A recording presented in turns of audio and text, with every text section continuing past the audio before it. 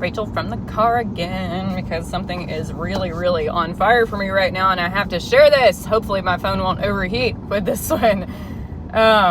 We rise to the occasion of the situation around us, or we fall to our excuses.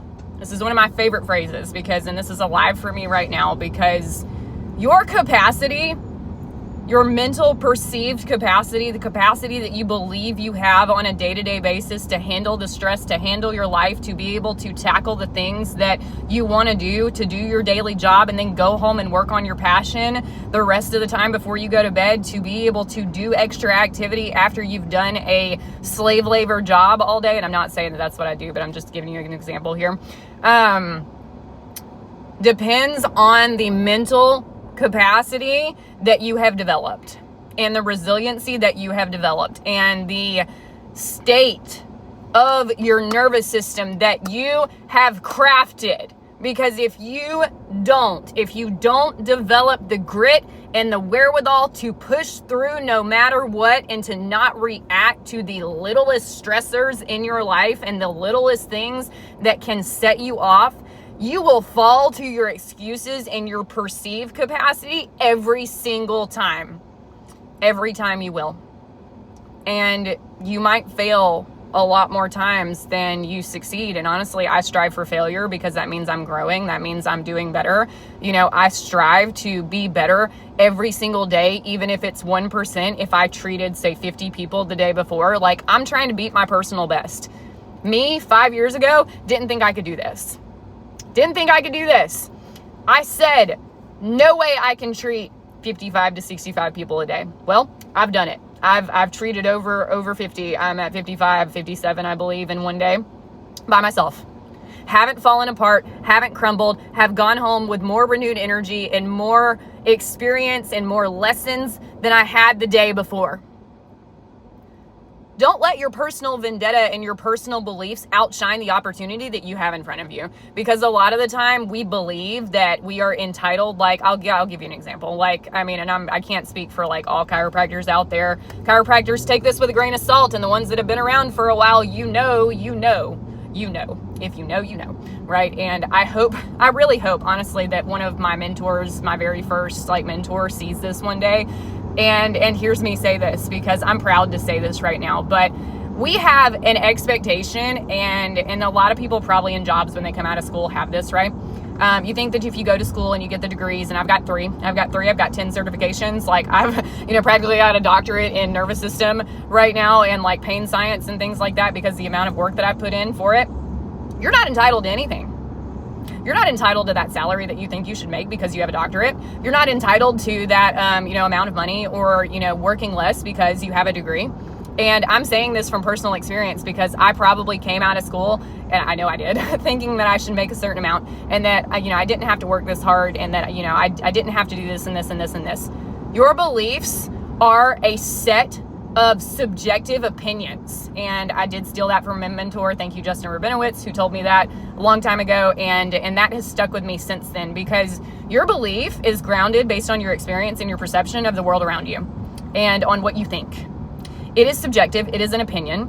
And just like, somebody who doesn't believe that you can go out and do a certain type of business in a certain way. And, I proved that as well too. And, the perception that we have about our circumstances, I've blown everything that I thought out of the water. I've blown it out of the water. The fact that I didn't think I could treat this many people, the fact that I didn't think I had to work this hard. I will tell you, working a full-time job and crafting a business online and trying to help so many freaking people, I've learned, and this is what's coming soon, that I don't want to have to charge people a ton of money. I don't want to have to depend on that for, me giving to other people. Because if we serve selflessly and we serve with our best God-given talents and intentions at heart, you will make it. I'm not saying you shouldn't get paid for what you do, because you should, subjective opinion, right? Should you get paid? Yeah, you should. Yeah. If you're really good at what you do and you're top in your field, should you get paid the best? I don't know. Probably, right? But I've blown everything out of the water that I thought was possible at this point, because I didn't think I could do it. I would go home being exhausted, treating 13 people. Like 13 people, are you kidding me? Like I had it freaking easy, you know?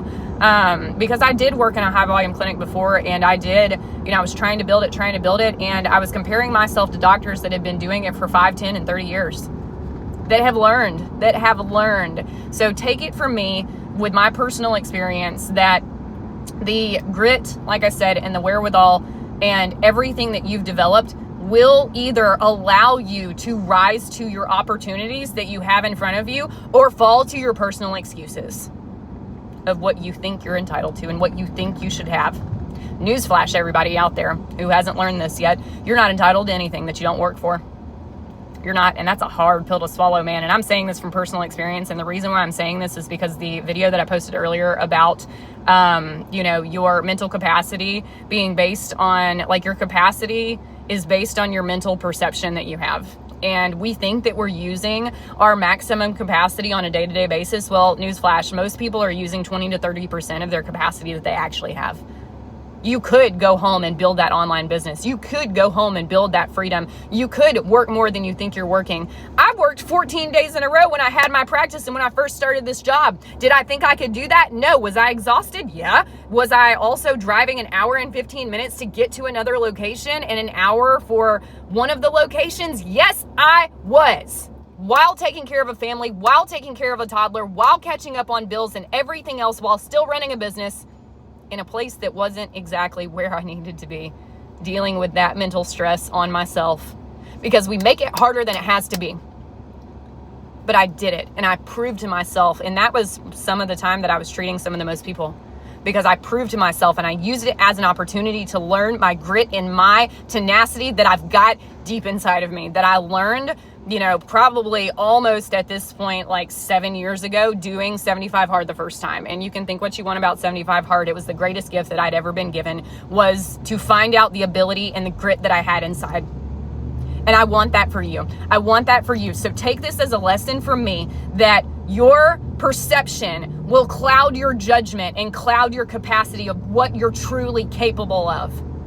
Remember, at the end of the day, if your body dies and your heart stops beating, your brain will stay alive longer than your physical body. So if that's the case, then your mental capacity can take your body anywhere. It can take you anywhere. You rise to the opportunities presented to you, or you fall to your excuses. Hope you have an amazing day. We'll talk soon.